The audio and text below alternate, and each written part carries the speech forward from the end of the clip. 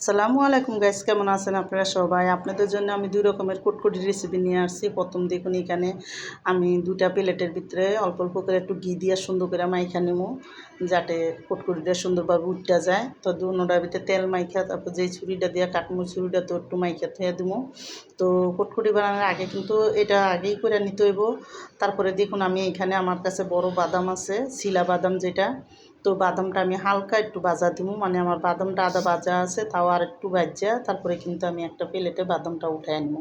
তো চুলার মধ্যে দেখুন ফ্রাই প্যানে বাদামটা দিয়ে দিলাম, আর বাদামটা একটু চুলার আঁচটা কমায়া হালকা একটু লাল লাল করে বাদামটা ভাজা নিব।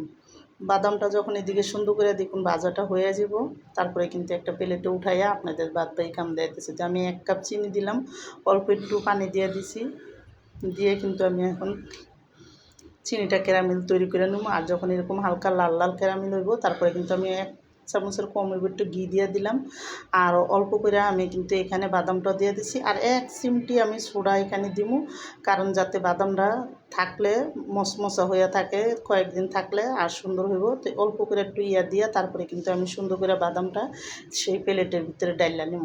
তো এখানে দেখুন প্লেটের ভিতরে বাদামটা ডাইলা তারপরে কিন্তু আমি আরেকটা কুটকুটি আপনাদের বানায় দেখাইতেছি। তা আমি আরেকটা কুটকুটি বানানোর জন্য কিন্তু দেখুন এখানে 1 কাপ চিনি নিয়ে নিছি, ইয়েটা ধুইয়া তারপরে চিনিটা দিয়ে অল্প করে পানিও দিয়ে দেবো এখানে।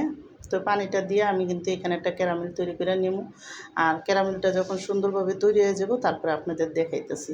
তো আমার এই কুটকুটির রেসিপিটা যাদের পছন্দ তারা লাইক সাবস্ক্রাইব দিন, প্লিজ আমার ভিডিওটা বেশি বেশি শেয়ার করে দিন আর সাবস্ক্রাইব করে দিন। আর এইভাবে একবার হলে কুটকুটি বানায় দেখেন, বাচ্চাদের খাইতে কিন্তু অনেকই মজা লাগে। তো এখন দেখুন আমি এই কুটকুটিটা ঠান্ডা থাকতে, মানে একটু হালকা নরম থাকতে থাকতে সুন্দর করে কাটটা নেব, যাতে পরে ভিতরে সুন্দর করে উঠান যায় এই জন্য। তা আমি কিন্তু দেখুন এখানে কুটকুটিটা সুন্দর করে একটু কাটটা নিচ্ছি, একটু ছোটো ছোটো করেই কাটছি, যাতে বাচ্চারা অল্প অল্প করে নিয়ে খাইতে পারে। তো দেখুন এখানে যখন কাটা হয়ে গেছে, মাঝখান দিয়ে আরেকটা পাল্লা দিয়ে কাটটা তারপর দেখাইতেছি। এখনও নরম, কারণ এটা শক্ত হলে কিন্তু কাটতে অনেক কষ্ট হয়ে যাবে, এই জন্য কিন্তু আমি একটু নরম নরম থাকতে এটা কাটটা নিই। তো এখানে এই কুটকুটিটা কাটা হয়ে গেলে আমি কিন্তু আরেকটা কুটকুটি দেখুন এখানে চিনির শিরাটা যখন এরকম হালকা হালকা লাল হয়ে আইব, তারপরে আমি একটু গাঢ় চিনির শিরা করে করতেছি, এটা একটু যাতে দেখতে সুন্দর গুড়ের মতন কালার আসে, এই জন্য আমি কিন্তু একটু গাঢ় করে করছি। যখন এরকম হয়ে যাব আমি এখানে একটু সোডা দিয়ে দিব, অল্প করে খাবার সোডা দিয়ে দিছি, অল্প একটু দিয়ে কিন্তু একে লগে লগে সুন্দর মতো লাড়াচাড়া দিয়ে এরকম ফেনা ফেনা ওঠা পর্যন্ত আমি কিন্তু হালকা কালার হওয়ার পরে লগে লগে প্লেটের ভিতরে ডাইলা নেব। তো দেখুন এদিকে কিন্তু আমি প্লেটে কাঁচায় ডাইলা ওই প্লেটের ভিতরে রেখে দিলাম। আর এই কুটকুটিরও ঠান্ডা হইলে একটু কালারটা বেশি আইব, তো দেখতে খারাপ লাগবো না, কারণ এখানে কিন্তু একটু গুড় দিছি আমি, এই জন্য কালারটা এরকম হয়েছে। তো আমার কুটকুটি বানানো শেষ।